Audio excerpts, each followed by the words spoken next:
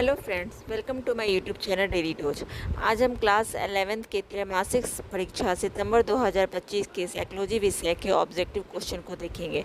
तो चलिए शुरू करते हैं। क्वेश्चन नंबर 1, आधुनिक मनोविज्ञान की प्रथम प्रयोगशाला कहाँ स्थापित है? तो इसका सही आंसर है ऑप्शन नंबर सी, लिपचिन। क्वेश्चन नंबर 2, मनुष्य के प्रारंभ से अंत तक के व्यवहार में परिवर्तन का अध्ययन किस दृष्टिकोण के आधार पर किया जाता है? तो इसका सही आंसर है ऑप्शन नंबर डी, गुणात्मक। क्वेश्चन नंबर 3, आँख, नाक, कान, त्वचा कौन से अंग कहलाते हैं? तो इसका सही आंसर है ऑप्शन नंबर सी, संवेदी अंग। क्वेश्चन नंबर 4, जिस मनोविज्ञान में व्यवहारों का अध्ययन सामाजिक परिस्थिति में किया जाता है उसे कहते हैं? तो इसका सही आंसर है ऑप्शन नंबर ए, सामाजिक मनोविज्ञान। क्वेश्चन नंबर 5, मनोविज्ञान व्यवहार का विज्ञान है किसने कहा है? तो इसका सही आंसर है ऑप्शन नंबर ए, वाटसन।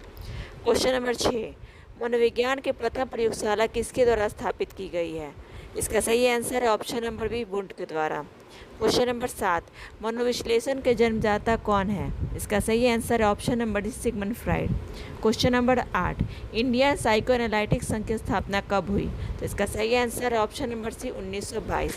क्वेश्चन नंबर 9, किस प्रकार के प्रश्नों का उत्तर हाँ या न में होता है? इसका सही आंसर है मापन रेखा विधि, प्रश्नावली विधि और प्रक्षेपण विधि। इन तीनों विधि में हाँ और ना का प्रयोग होता है। तो इसका सही आंसर ऑप्शन नंबर डी, इनमें से सभी। क्वेश्चन नंबर 10, मनोविज्ञान की कौन सी पहली विधि है? तो इसका सही आंसर है ऑप्शन नंबर सी, अंतर्निरीक्षण विधि। क्वेश्चन नंबर 11, चेतन एवं अचेतन स्थितियों का अध्ययन किस विधि के अंतर्गत किया जाता है? इसका सही आंसर ऑप्शन नंबर ए, मनोविश्लेषणात्मक विधि। क्वेश्चन नंबर 12, दो चल राशियों के समान दिशा में बढ़ना कहलाता है? इसका सही आंसर ऑप्शन नंबर ए, धनात्मक सहसंबंध। क्वेश्चन नंबर 13, भारत में सर्वप्रथम मनोविज्ञान पर कहाँ कार्य प्रारंभ हुआ था? इसका सही आंसर है ऑप्शन नंबर सी, कलकत्ता विश्वविद्यालय। क्वेश्चन नंबर 14, किस विधि के प्रयोग के कारण मनोविज्ञान विज्ञान होने का दावा करता है? तो इसका सही आंसर है ऑप्शन नंबर सी, प्रयोगात्मक विधि।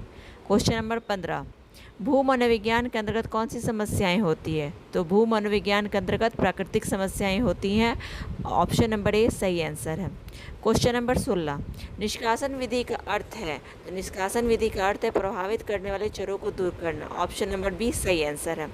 क्वेश्चन नंबर 17, माध्य माध्यमिका बहुलक आदि का प्रयोग किस विधि के अंतर्गत होता है? तो ये संख्यात्मक विधि के अंतर्गत होता है। तो ऑप्शन नंबर बी सही आंसर है।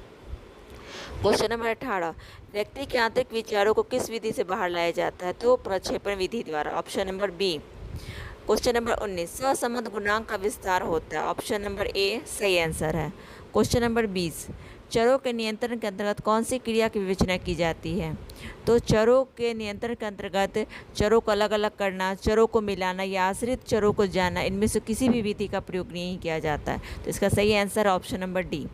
क्वेश्चन नंबर 21, अंतर्दर्शन तथा बहिर्दर्शन विधियाँ किस विधि के अंतर्गत स्वीकृत की जाती है?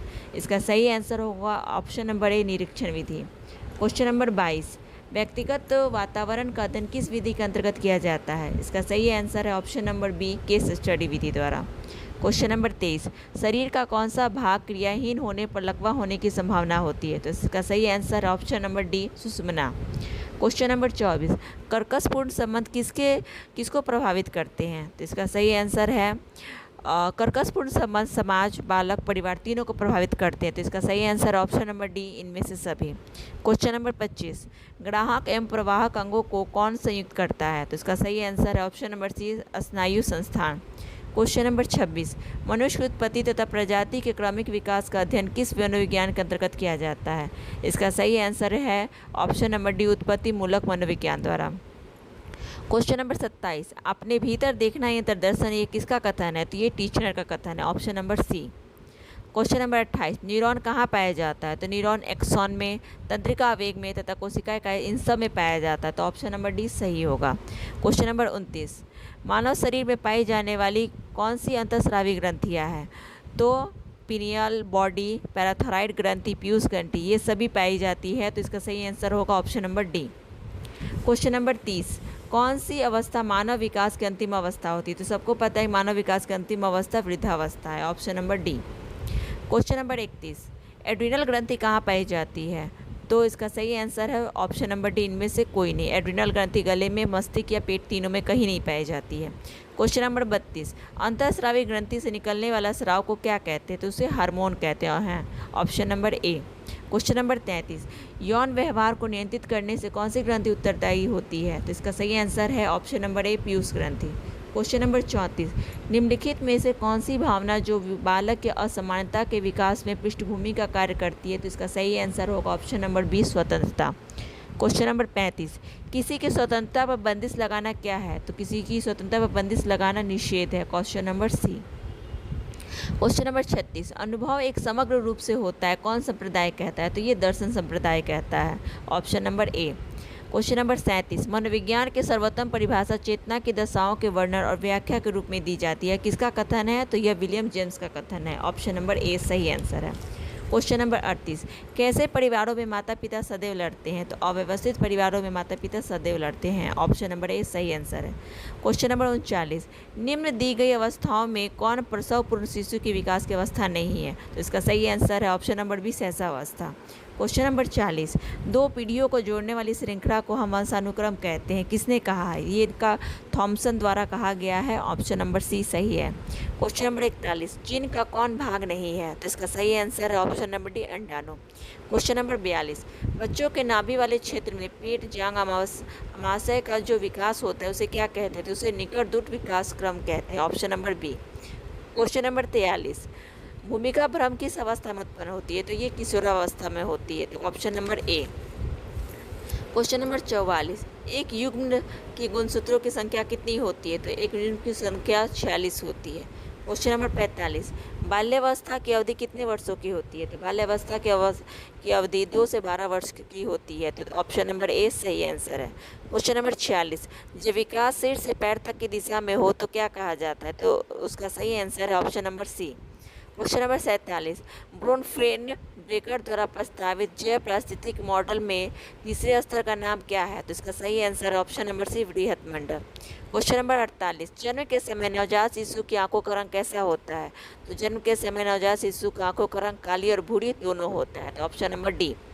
क्वेश्चन नंबर 49, कौन सी ग्रंथि से होने वाला स्राव हड्डियों के विकास में बाधक सिद्ध होता है? तो इसका सही आंसर है ऑप्शन नंबर बी, पैराथायरॉइड ग्रंथि।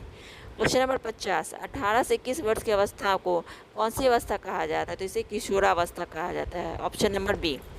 क्वेश्चन नंबर 51, जन्म के बाद के विकास की अवस्थाओं को मनोवैज्ञानिकों ने किन की अवस्थाओं में विभाजित किया गया है? तो इसे 5 अवस्थाओं में विभाजित किया गया है, option number D. Question number 52, मानव मनोविज्ञान तथा पशु के व्यवहार की तुलना का अध्ययन डैश में करते हैं, तो इसे तुलनात्मक मनोविज्ञान के अंतर्गत किया जाता है, option number A. Question number 53, निम्न में से कौन महिला यौन हार्मोन है? तो इसका सही आंसर होगा option number A. Question number 54, ध्यान क्या है? तो ध्यान एक मानसिक प्रक्रिया है, ऑप्शन नंबर सी सही आंसर है। क्वेश्चन नंबर 55, मनोवैज्ञानिक ब्रोका ने मस्तिष्क में डैश क्षेत्र की खोज की है? तो इसका सही आंसर होगा ऑप्शन नंबर ए, भाषा।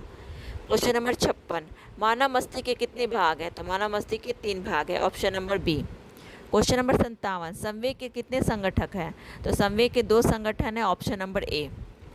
क्वेश्चन नंबर 58, अंतिम विश्लेषण के अनुसार ध्यान क्या है? तो ध्यान एक रचनात्मक प्रक्रिया है, option number B. Question number 59, निम्नलिखित में कौन सा उद्दीपक नहीं है? तो हंसना उद्दीपक नहीं है, option number C. Question number 60, प्रत्यक्षीकरण कैसी मानसिक प्रक्रिया है? तो प्रत्यक्षीकरण संज्ञानात्मक मानसिक प्रक्रिया, ऑप्शन नंबर डी सही आंसर है। क्वेश्चन नंबर 61, आँख की तीसरी सतह क्या कहलाती है? तो इसका सही आंसर है ऑप्शन नंबर सी, दृष्टिपटल। क्वेश्चन नंबर 62, निम्नलिखित में से कौन सा मानव कान का एक भाग नहीं है? तो इसका सही आंसर है option number D, retina. Retina आँख का अंग होता है।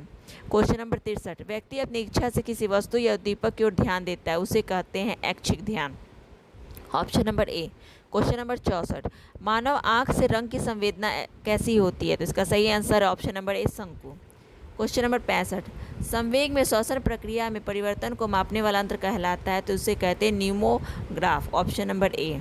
क्वेश्चन नंबर 67, अपराधी का व्यवहार व उसका सुधार का अध्ययन डैश के आधार के अंतर्गत करते हैं, तो इसका आंसर होगा ऑप्शन नंबर ए, अपराध मनोविज्ञान। क्वेश्चन नंबर 67, मनोवैज्ञानिक जांच के अंतर्गत हर विभिन्न प्रकार के डैश परीक्षण करते हैं, तो ये इसका सही आंसर होगा ऑप्शन नंबर सी, नैदानिक। क्वेश्चन नंबर 68, औपचारिक संक्रियात्मक अवस्था की शुरुआत डैश वर्ड्स के बाद होती है, तो इसका सही आंसर है ऑप्शन नंबर ए 11। क्वेश्चन नंबर 69, निम्नलिखित में से कौन प्रक्रिया प्रत्युष्कीकरण के अंतर्गत नहीं आती है, तो इसका सही आंसर है ऑप्शन नंबर ए चिंतन प्रक्रिया। क्वेश्चन नंबर 70, संवेदना के द्वितीय पक्ष के अंतर्गत डैश को रखा गया है, इसका सही आंसर है ऑप्शन नंबर सी संज्ञानात्मक।